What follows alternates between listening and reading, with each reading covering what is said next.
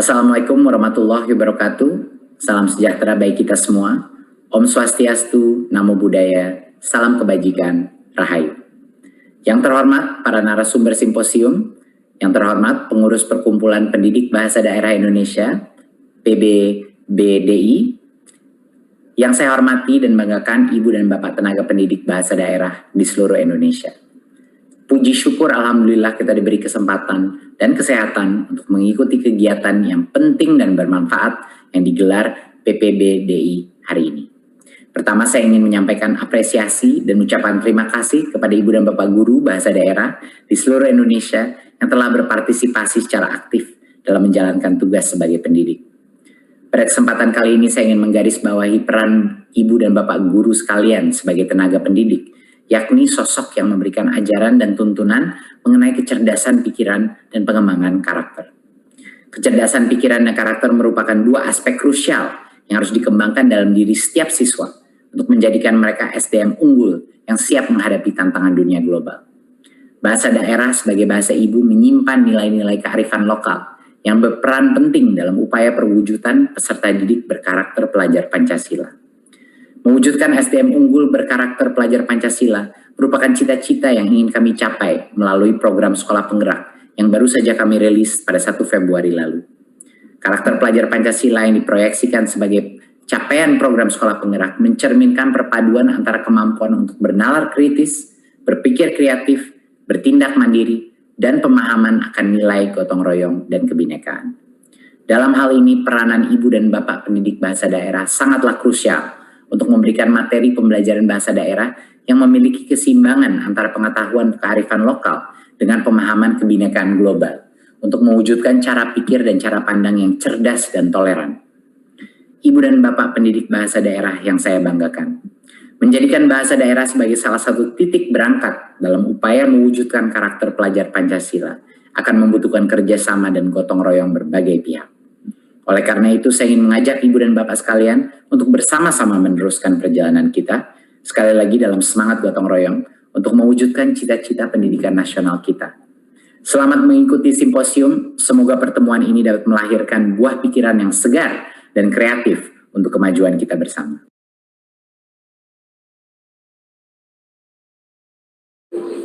Jumlah penutur itu di sekolah itu juga hanya sedikit. Jadi biasanya kami mendatangi komunitas misalnya di gereja, di masjid, atau di kelompok-kelompok di kampung-kampung yang bersangkutan gitu ya.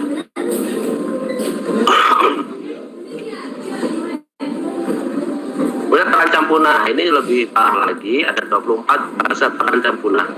Jadi terancam punah dan tadi yang mengalami kemunduran inilah seharusnya yang kita intervensi jika kita ingin mempertahankan bahasa-bahasa ini.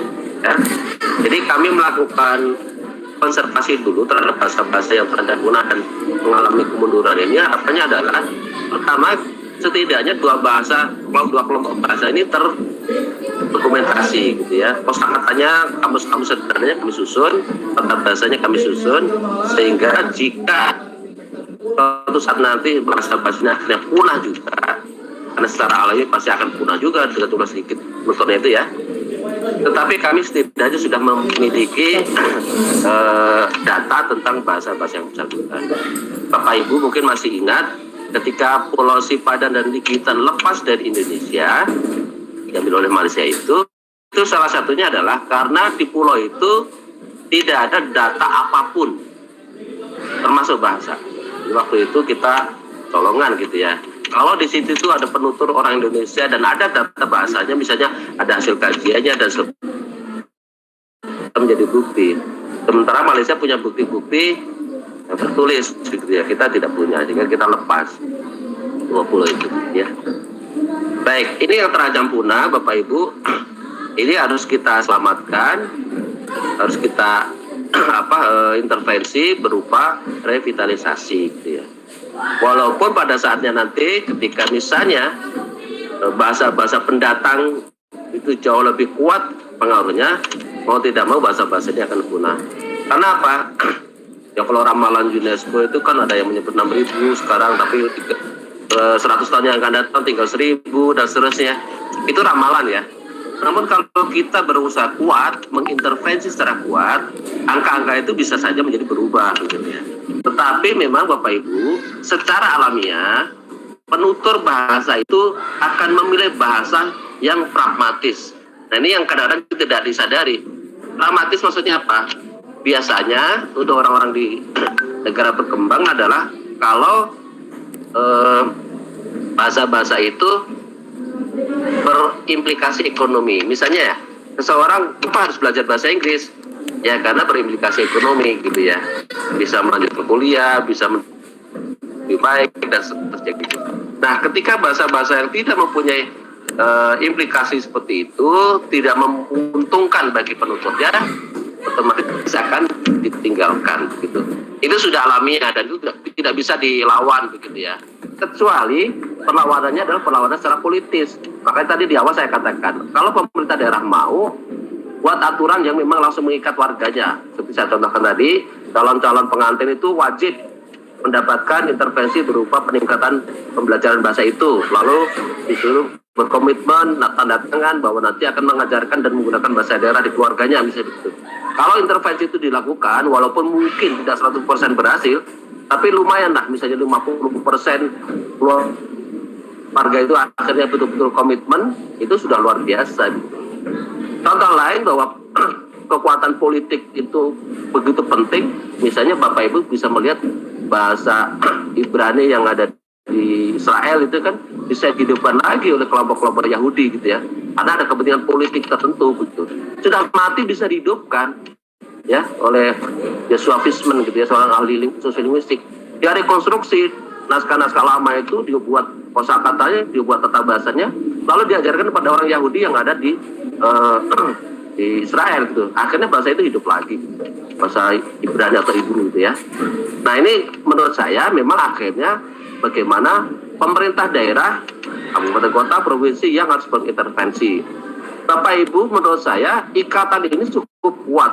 Kalau di tiap kabupaten kota ada, maka silakan Bapak Ibu mendorong pemerintah daerah. Kalau perlu sering datangi intervensi PRD, kabupaten kota, provinsi yang mana jalan terbaik untuk menyelamatkan di luar yang di sekolah tadi. Kalau melalui sekolah, mohon maaf Bapak Ibu ya, banyak anak-anak yang mendapatkan pelajaran bahasa daerah begitu sudah lulus ya sudah, karena itu dianggap hanya pelajaran. Padahal kan kita ingin lebih dari itu, menjadi bahasa yang lestari. Nah, bahasa yang lestari itu memang basicnya harus keluarga. Silakan. Ya, baik, terima kasih. Saya sekaligus informasikan ini terkait dengan PPG dalam jabatan ini ya. Jadi minggu yang lalu saya sudah umumkan hasil pretest untuk PPG yang dilaksanakan tahun 2019. Jadi 29.000 sekian dari 206.000 peserta yang mengikuti dinyatakan lulus dan sudah diumumkan. Nah, peserta yang sudah diumumkan tadi, lalu ditambah peserta yang sudah lulus 2017, 2018, 2 tahun sebelumnya sebanyak 15.000, sudah kita anggarkan untuk pendidikan tahun 2021 ini. Ya, jadi ini tahun terakhir kita menjalankan PPG Daljab dengan model yang seperti sekarang ini. Tahun depan insya Allah kita menggunakan model yang baru agar jumlah guru yang dilayani bisa semakin besar, dan saya tolong nanti bantu dikawal ya untuk yang tadi sudah lulus tetapi belum berkesempatan PPG. Nanti ini akan jadi prioritas kami di 2021 ini, karena tahun depan sudah pakai model yang baru lagi. Nah, minggu ini saya sudah terbitkan surat untuk calon yang sudah dinyatakan lulus itu untuk pemberkasan. Nah, tolong nanti dicek di masing-masing SIM PKB-nya. Mudah-mudahan untuk yang bahasa daerah pun juga sudah tercover dengan jumlah sebagaimana yang sudah dinyatakan lulus tadi. Kemudian yang kedua, saya kira itu ya yang untuk PPG Daljab ya.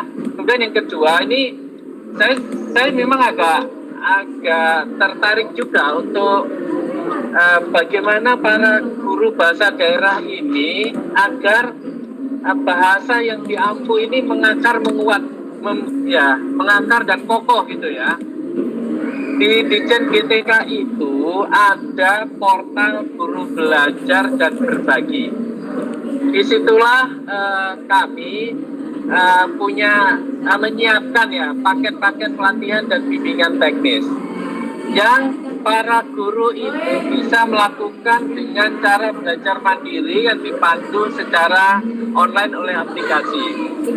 Nah, mungkin ini bisa kita kerjasamakan dengan ikatan ini, dengan ormas ini, organisasi ini untuk bisa membuat konten paket pembelajaran bahasa daerah misalkan. Kemudian yang kedua, saya mendorong dan mengajak para guru yang punya skill ya di bidang pembuatan video pembelajaran. Saya kira kalau kita bisa buat video pembelajaran 5-7 menit yang intinya adalah memotivasi, merangsang, menarik para anak-anak untuk belajar bahasa daerah, ini akan menjadi sangat baik. Dan video pembelajaran itu nanti bisa Bapak Ibu upload di portal guru belajar dan berbagi kami, gitu, sehingga guru-guru yang lain itu bisa akses video pembelajaran itu dan bisa digunakan untuk mengajarkan atau memperkenalkan bahasa daerah kepada anak-anaknya, gitu. Kata kuncinya sih inovatif, kreatif, dan gotong royong gitu. Insya Allah itu bisa nanti kita lakukan, kita kerjakan. Itu respon yang saya berikan. Terima kasih.